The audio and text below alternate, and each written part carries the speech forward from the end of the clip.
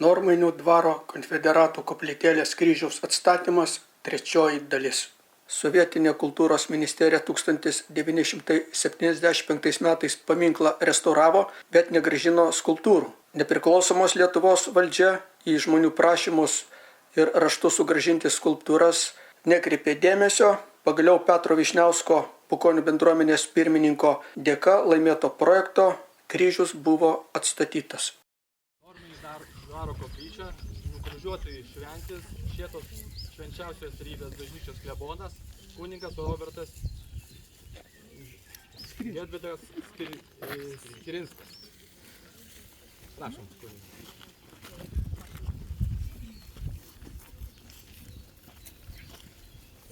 Kryždirbystė Lietuvoje yra įrašyta į UNESCO paveldą. Tai yra ir koplytstulpiai su savo tais ornamentais, kryžiais, koplytėlės yra paveldo, pasaulinio paveldo dalis. Todėl džiugu, kad šitas tuščias, bedvasis paminklas šiandien įgauna tą tokią dvasinę globą, apsaugą šio krašto ir atminimui atstatomas atminimas tų garbingų karžygių, kurie kadaise gynė mūsų krašto laisvę. Dieve, tavo viskas pašventimo, tas palaimintas kiekvienas, kuris pagal tą valią jo dėkingai naudosi, šaukdamas to švenčiausio vardo, kad už tą sveikatą ir dvasinę globą, to prašome per Kristų mūsų viešpatį.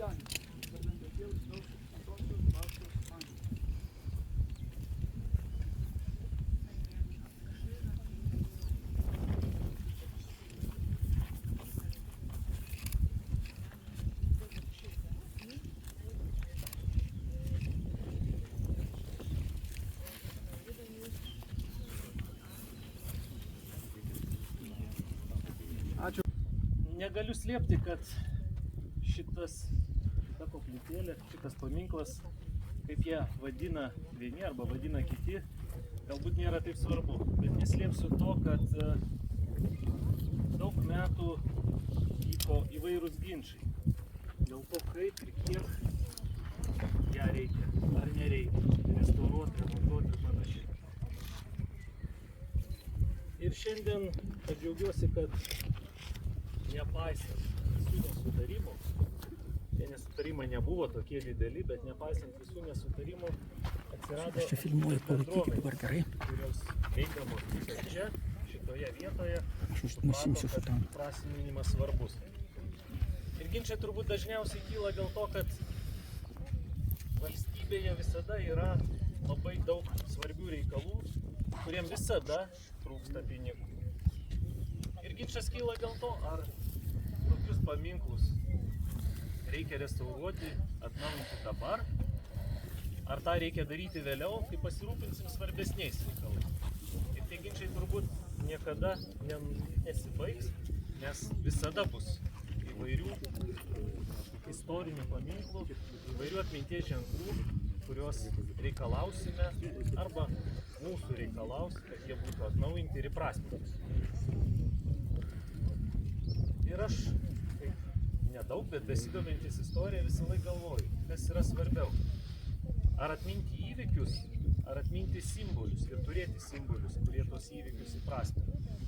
Ir galbūt, jeigu baigtume daugiau ginčytis dėl to, kas yra svarbiau, turbūt suprastume, kad svarbių yra abudu dalykus.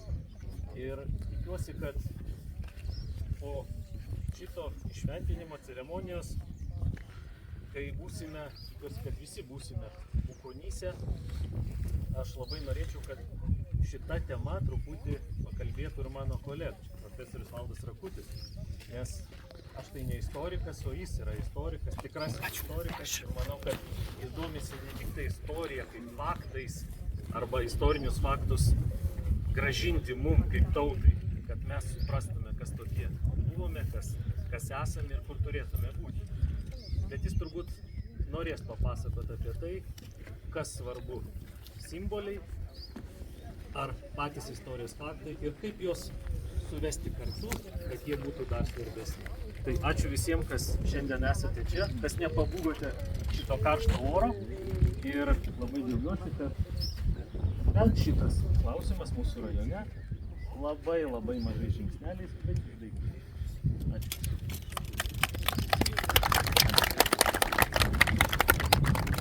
Gerbiamai Seimo nariui Eugenijui Sabučiui. Norėčiau pakviesti gerbiamą Seimo narį Valdą Rakauską, istoriką, profesorių, daktarą.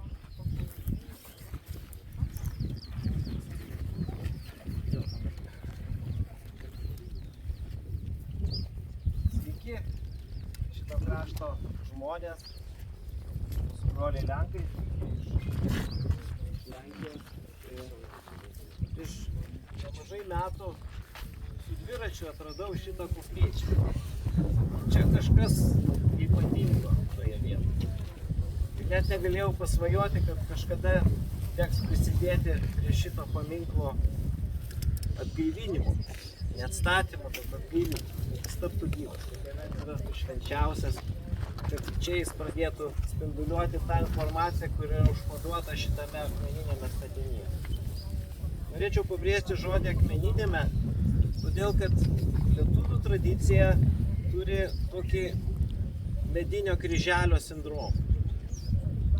Čia kaip kapinėse, žinot, ateini ir visą laiką matai, kažkur centrinėje vietoje yra tokie akmeniniai kažkokie sklepukai su bajorų vardais ir su ženklais ir aplinkui daug medinių kryželių, kurie senesniais laikais stovėdavo tiek, kiek stovėdavo medis. 18, 30, 40 metų, tiek, kiek traukdavo žmonių gyvoji atmintis. Ir paskui tas kryželis nukrenta, sutvarko ten kažkas ir jisai tas kauburėlis išnyksta.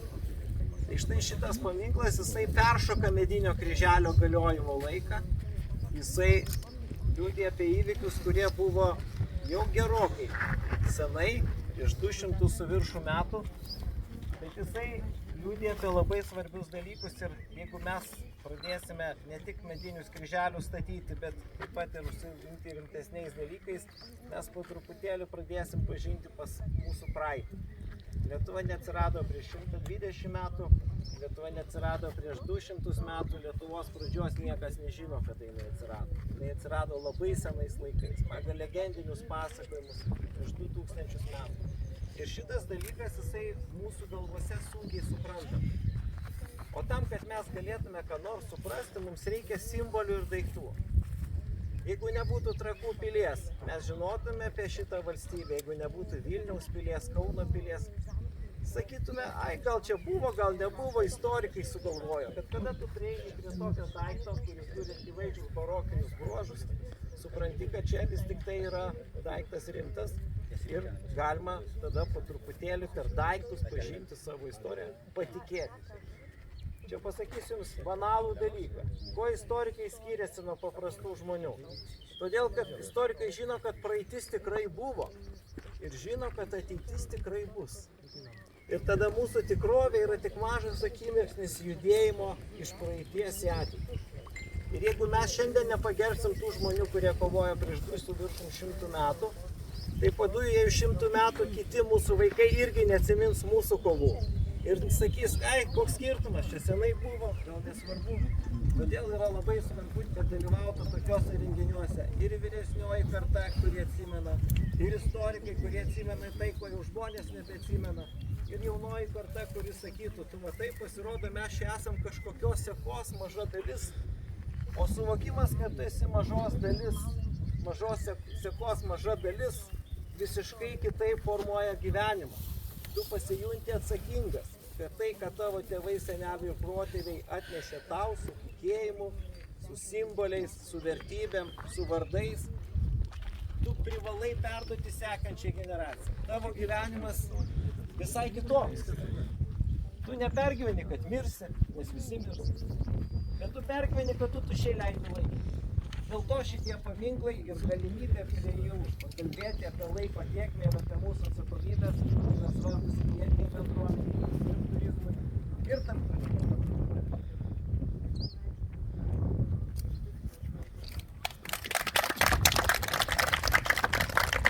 Ačiū Seimo nariui Valdui Rakučiui. Norėčiau pakviesti gerbiamą Vilniaus sąjūdžio pirmininką Liuaną Kerosierių.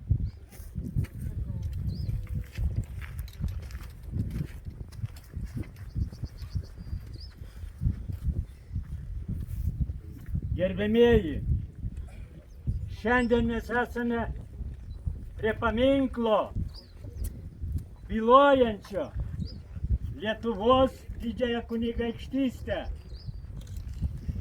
Šiandien mes džiaugiamės, kad kartu su mumis yra Lenkijos delegacija. Ir aš noriu padėkoti Lenkijos delegacijai už paminklą Kaniūkų žudynėms.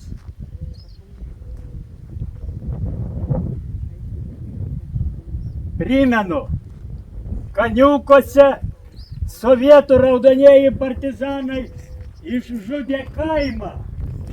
Lietuvos valdžia ir politikai vengia šito. Šiandien skaudu žiūrėti, kad istorinis paminklas 255 metams jubiliejui su kreida trupučiuką pamaliavotas. Prisiminkime sovietinius laikus.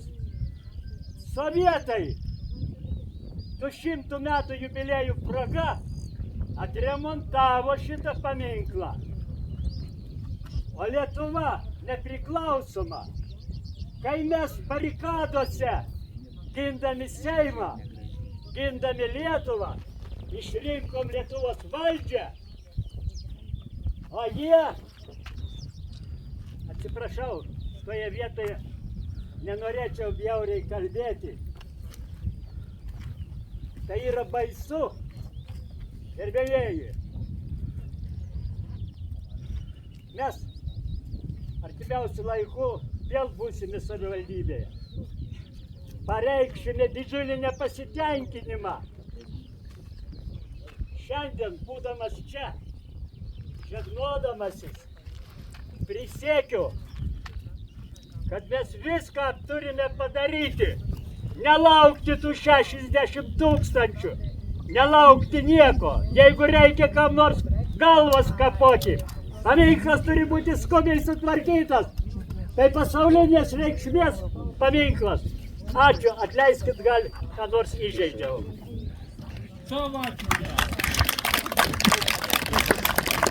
Ačiū gerbiamui Leonui už karštą pasisakymą. Renginį norėčiau užbaigti ir kviečiu visus vykti į Bukonis, į baigiamąjį renginį Sparo konfederacijai 255 metų paminėjimui. Bus pristatoma knyga, taip pat bus pristatomi projekto veiklos tiek Lenkijoje, tiek Lietuvoje. Ačiū visiems, kas atvyko.